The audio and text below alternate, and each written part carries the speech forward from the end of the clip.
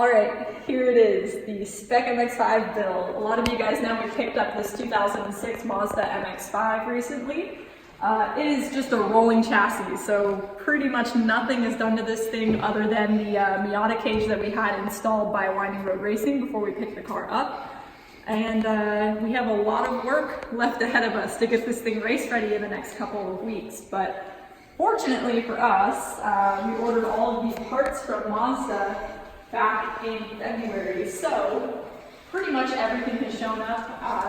COVID has kind of thrown a wrench in all of our plans anyway, and some things, might be a little bit more difficult to get right now, but our first race was canceled, which was supposed to be May 9th and 10th at VIR. So now we have until July to get this thing tested and race ready. So we'll walk you guys through some of the parts that come in the kit. You have these beautiful Rays engineering wheels, which they just went all out on the details with this thing. So it's really hard to say no to these, even though they're an option. You can choose to run the spec wheels that are on the car right now, but I think it's kind of an easy choice to make when you look at them. And then we have the Toyo tires that we'll be running in the Spec MX-5 Series. These Penske shocks, which are actually off of the Spec Miata. These are not Spec MX-5 shocks. Those are being built right now, so we'll see those a little bit later. Eibach was courteous enough to provide us with all of the suspension parts, as well as these sway bars, springs, and helper springs. C&R did this amazing radiator and oil cooler kit. This oil cooler is massive, so I'm really curious to see how the oil temps do on track, because that is crazy. I need that for my other cars. And then we have the headers and exhaust from Cooks, which is absolutely beautiful. There's this cool stamp on the headers for Mazda Motorsports and everything. A lot of this stuff is just super high quality and really, really nice. It was like Christmas opening everything yesterday. And then we have the brake pads from Paget, as well as some brake fluid that we'll be running and testing out. And then there's some other things that you can choose to do. We'll be doing the RX-8 hub upgrade, which just has stronger bearings ultimately in the front, less knockback, less play, and should last a little bit longer. You can choose to do the same in the rear. We've elected not to, so we'll see how that works out for us. Then you have these brake ducts, and we've got a handful of other parts kind of over on the shelf over there, some block-off plates, end links, odds and ends, those kinds of things. So yeah, we are really excited to be getting around to this. The centerpiece of the entire thing, obviously, this awesome tiny Turnkey engine. You guys know that I'm familiar with LSs and RBs, so this is the tiniest engine ever. Kevin and I were making jokes about whether or not we could pick it up and not put it on the engine hoist, but I'm not trying to throw my back out.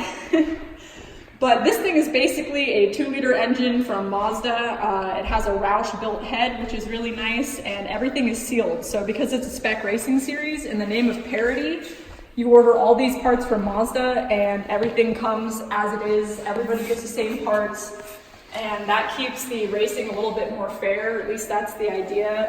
As soon as you give people the freedom, I got a lot of questions, people asking oh, can you do your own aero? Can you do your own suspension?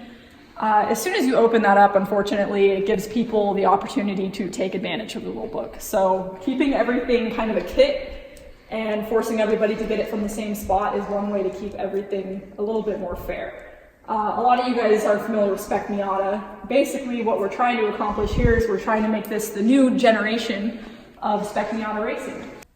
I wanted to give you guys kind of a little bit of insight onto how to find a car, how we found our car. We actually ended up buying a car from Winding Road Racing that was already stripped and having them put the cage in. So you could find a shop like Winding Road or a couple other shops that are building these cars specifically for Spec MX-5.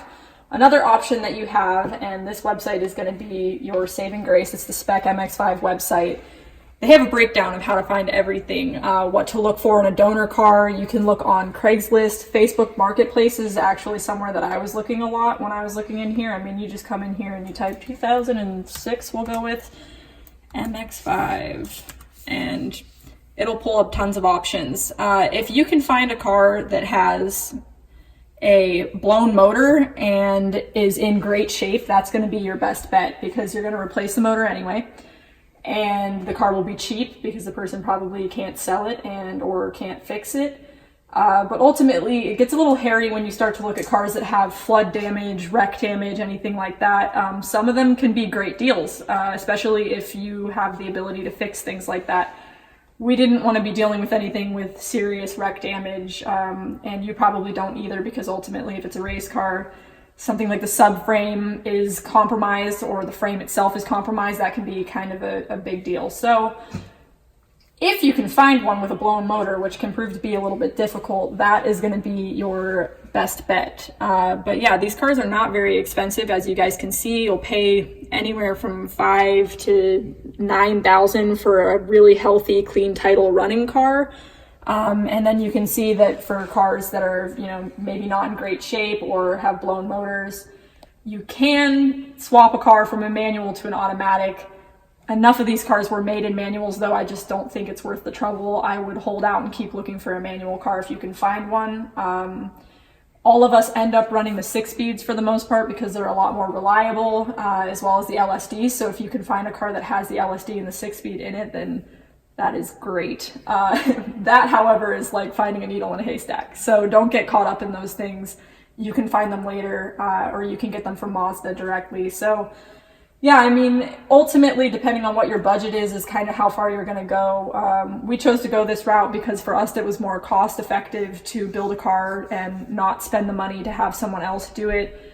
But I will be honest, when we started looking at the price sheet and laying out our budget for building this car, we're not saving a ton over buying a turnkey car. So that's something to really consider. Sit down, budget it all out, really look at how much are you going to save. Can you do the labor yourself? Because if you can't, realistically, I don't know how much money you're going to save by trying to have someone build you a car versus just buying a turnkey car that's already built.